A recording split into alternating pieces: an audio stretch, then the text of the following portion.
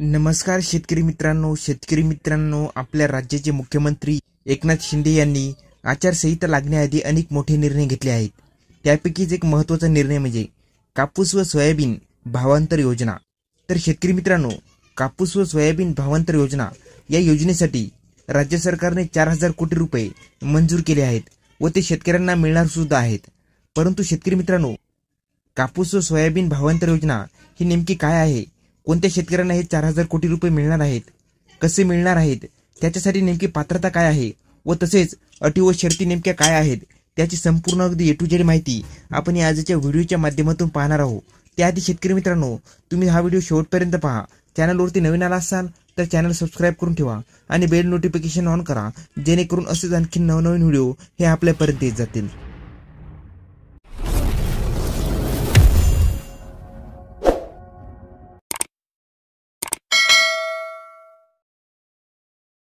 चला तर शेतकरी मित्रांनो, नेमकी भावांतर योजना काय आहे, त्याच्यासाठी नेमका अर्ज कसा करायचा, त्याच्यासाठी नेमकी पात्रता काय आहे, त्याच्यासाठी कागदपत्रे काय आहेत, अगदी संपूर्ण ए टू झेड माहिती आपण आजच्या व्हिडिओच्या माध्यमातून पाहणार आहोत।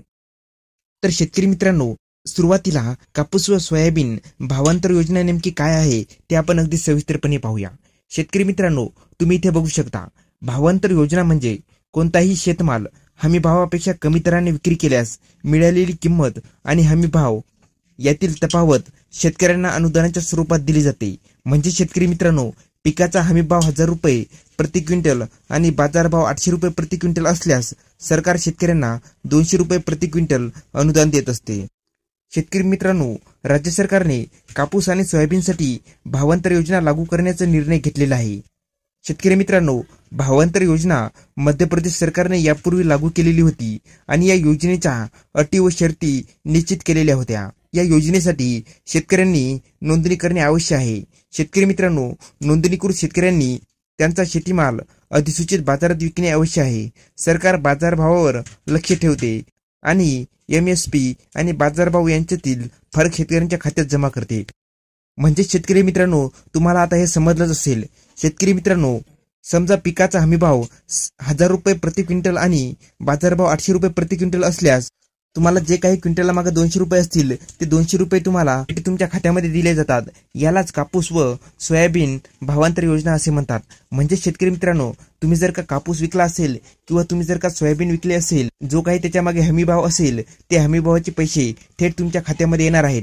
परंतु शेतकरी मित्रांनो, त्याच्यासाठी काही अटी व शर्ती दिलेल्या आहेत, त्या तुम्हाला समजावून घ्यायच्या आहेत।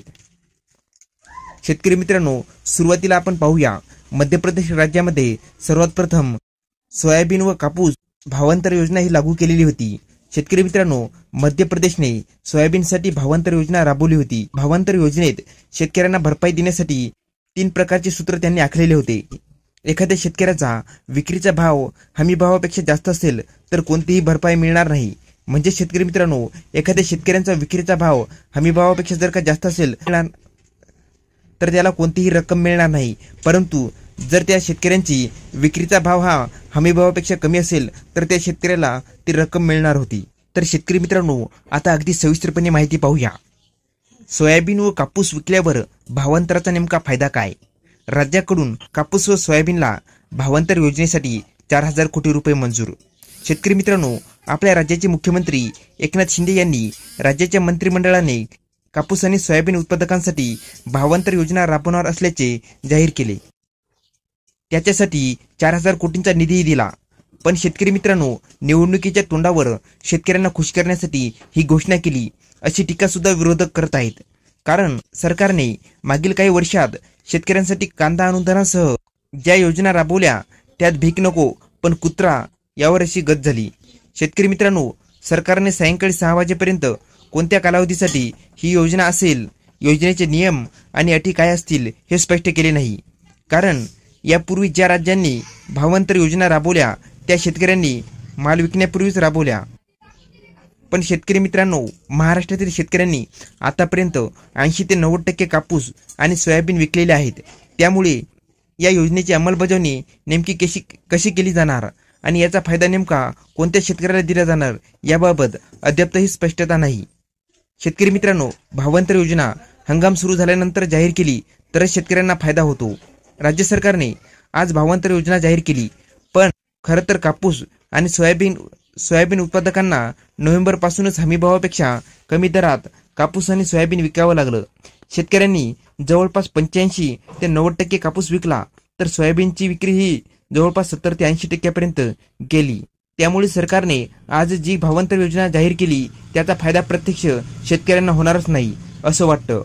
शेतकरी मित्रांनो, भावांतर योजना लागू करताना काही नियम आणि अटी काय लागू करतात हेही पाहावे लागेल. कारण बहुतांश शेतकऱ्यांनी माल विकून झाला. सरकार कोणतेही अनुदान देताना बाजार समितीची विक्रीची पावती तसेच सातबारा नोंद अशा कागदपत्रांची मागणी करते. पण शेतकरी मित्रांनो, बहुतांश शेतकरी गावातच कापूस आणि सोयाबीनची विक्री करतात. मग या शेतकऱ्यांना योजनेचा लाभ कसा दिला जाणार? कारण त्यांच्याकडे तर पावती नसणारच ना. गावखेड्यात स्थानिक व्यापारी शेतकऱ्यांकडून माल घेऊन बाजार समित्यामध्ये विकतात. पावत्यावर त्यांच्या नावाची नोंद असते. मग या व्यापाऱ्यांनाच जास्त फायदा होईल. शेतकरी मित्रांनो, भावांतर योजनेत शेतकऱ्यांना हमीभावापेक्षा कमी भावात माल विकणाऱ्या शेतकऱ्यांना भरपाई दिली जाते. भावांतर योजनेसाठी 3 प्रकारचे भाव विचारात घेतले जातात. एक, शेतकऱ्यांनी माल विकला तो भाव. दुसरा म्हणजे मॉडेल रेट. मॉडेल रेट हा भावांतर योजना राबवण्यात येणाऱ्या काळात त्या राज्यातील सरासरी भाव आणि शेजारच्या 2 राज्यातील सरासरी भाव यांचा विचार केला जातो. 3ही राज्यातील भावाला समान महत्त्व देऊन सरासरी काढून मॉडेल भाव काढला जातो. आणि तिसरा भाव म्हणजे हमी भाव. शेतकरी मित्रांनो, तुम्हा सर्वांनाच माहिती आहे की मध्य प्रदेशने सोयाबीनसाठी भावांतर योजना राबवली होती. भावांतर योजनेत शेतकऱ्यांना भरपाई देण्यासाठी 3 प्रकारचे सूत्र सुद्धा त्यांनी आखले होते. समजा एखाद्या शेतकऱ्यांचा विक्रीचा भाव हमी भावापेक्षा जास्त असेल तर कोणतीही भरपाई मिळणार नाही. म्हणजेच सोयाबीनचा हमी भाव 4,600 रुपये आहे. पण जर शेतकऱ्यांना योजना लागू असेल त्या काळात 4,600 किंवा त्यापेक्षा जास्त भाव मिळाला तर भरपाई मिळणार नाही. शेतकरी मित्रांनो, जर शेतकऱ्यांचा कापूस आणि सोयाबीनचा विक्रीचा भाव हमीभावापेक्षा कमी पण मॉडेल दरापेक्षा जास्त असेल तर या स्थितीत शेतकऱ्यांना त्यांचा विक्री दर आणि हमीभाव यांच्यामधील जी तफावत असेल त्यांची भरपाई मिळेल. समजा शेतकरी मित्रांनो, मॉडेल दर 4,200 रुपये आहे, पण शेतकऱ्यांना बाजारात 4,400 रुपये भाव मिळाला, तर या स्थितीत शेतकऱ्यांना त्यांना मिळालेल्या 4,400 रुपये आणि हमीभाव 4,600 रुपये यांच्यातील तफावत असलेली 200 रुपये भरपाई मिळेल. मॉडेल भाव आणि हमीभाव यांच्यातील तफावत मिळणार नाही. मात्र जर शेतकऱ्यांना मिळालेला भाव हा मॉडेल भावापेक्षा कमी असेल तर शेतकऱ्यांना मॉडेल भाव आणि हमी भावातील तफावत मिळेल. समजा शेतकऱ्यांना बाजारात 4,000 रुपये भाव मिळाला, मॉडेल भाव 4,200 रुपये आहे आणि हमी भाव 4,600 रुपये आहे, तर शेतकऱ्यांना 600 रुपये नाही तर 400 रुपये मिळतील. कारण मॉडेल भाव आणि हमी भाव यांच्यातील तफावत 400 रुपये येते.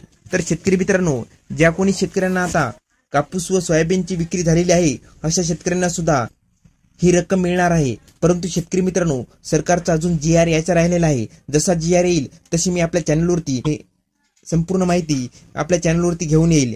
तर शेतकरी मित्रांनो, आता सध्या तरी GR आलेला नाही. मग शेतकरी मित्रांनो, GR आल्याच्या नंतर त्याच्यामध्ये नेमक्या अटी व शर्ती काय आहेत, जसे की या योजनेचा जर का लाभ घ्यायचा असेल तर नेमकं सरकार शेतकऱ्यांकडून नेमक्या पावत्या मागणार आहे की आणखी काही मागणार आहे, ते अगदी सविस्तरपणे GR मध्ये येईल. जसा GR येईल तशी मी माहिती तुमच्यापर्यंत घेऊन येऊ.